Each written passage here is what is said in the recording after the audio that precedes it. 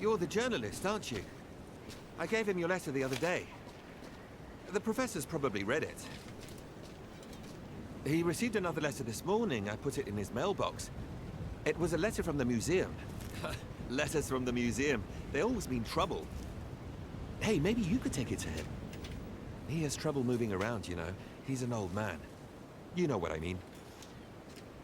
You want my advice? He should see a doctor. Well, that's what I think anyway. Oh, and have a care. It looks like something fell from your bag over there. Well, then have a nice day.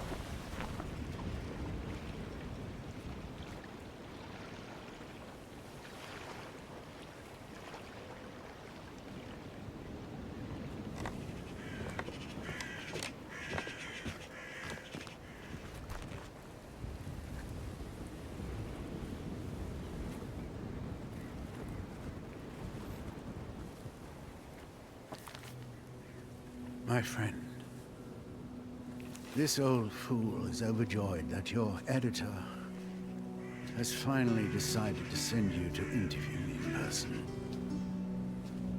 As pleasant as it has been, our recent correspondence will not allow me to discuss certain subjects as freely as I would like. The subject of your special issue, the Amerzone. You must be aware that it hits very close to home for me. That mysterious land is both the source of my greatest joys and my deepest disgrace. As my old friends at the museum probably told you. But no matter what they say, I know what really happened over there in the 30s, when my companions and I ventured into the unknown wilds.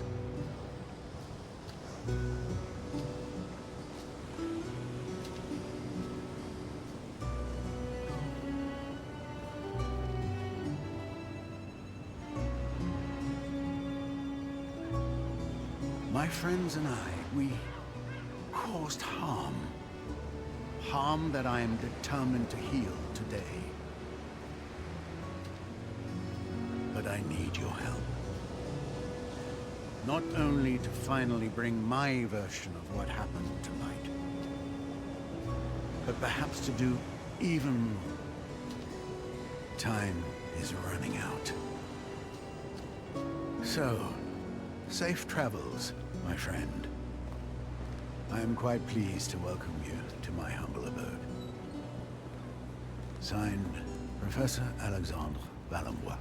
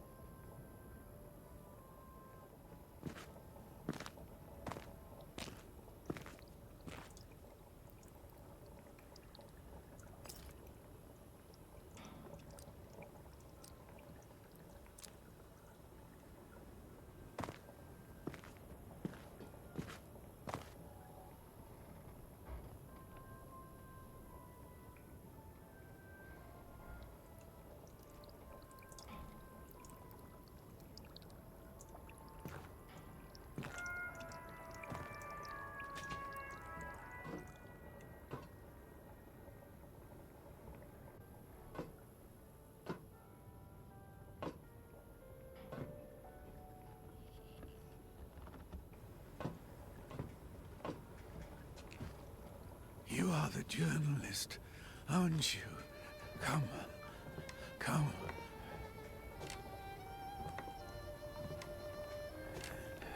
Amerzone. Amerzone. Too late for me. Too late. It's all over for me. I'm no longer in good health, my friend. It's a pity, but what can I do?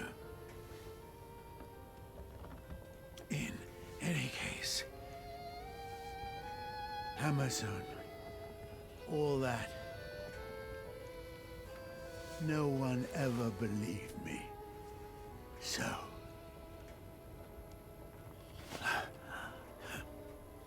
after all those years, the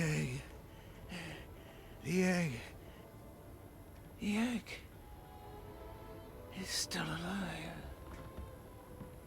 Alive. Yes. I had planned to take it back over there to Amerzone.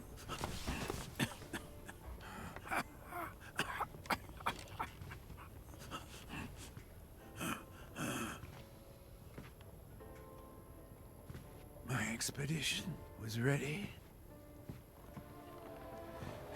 and all planned down to the smallest detail. And now I have no strength left.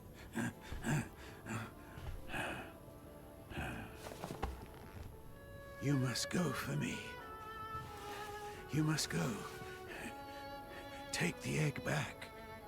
Take the egg of the white birds back to Amerzone. I beg you, please. You will find everything you need right here in the lighthouse. You must go to the basement.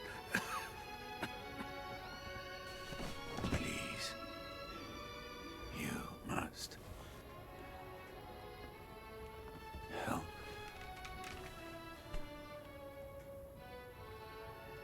For her.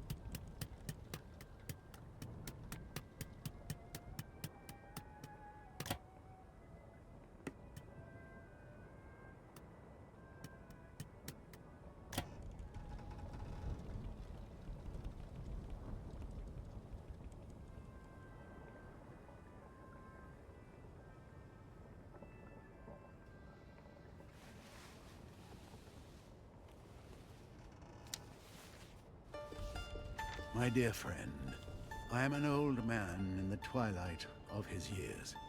I know now that I will never have the strength to set off again to the Amazone.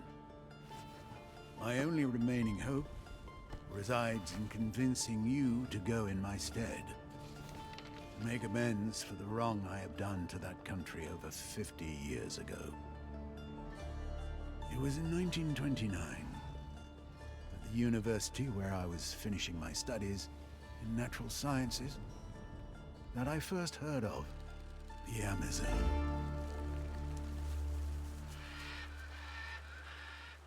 I befriended a young law student from that country. His name was Antonio Alvarez, and he was later to become the despotic leader that we now know today. He suggested going with me as my guide and interpreter until we got to the last steps of civilization in his country. A second companion was to join me, the Reverend Father David Makowski, who was burning with desire to perform mission work among the inhabitants of those regions forgotten by the Creator. We set off, therefore, one morning in June 1932 on board the Hydrofloat, a revolutionary invention of mine. Unfortunately, this first prototype had several imperfections. The mechanics of the craft failed us on the way near Shipwreck Island. A large number of sperm whales had settled there. I feared that we might have hit one of them.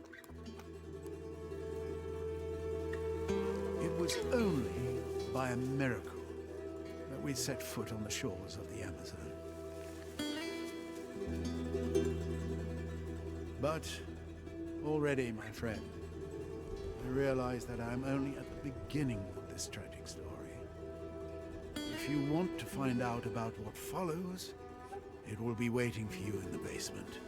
Your next destination, should you decide to replace me for this new journey.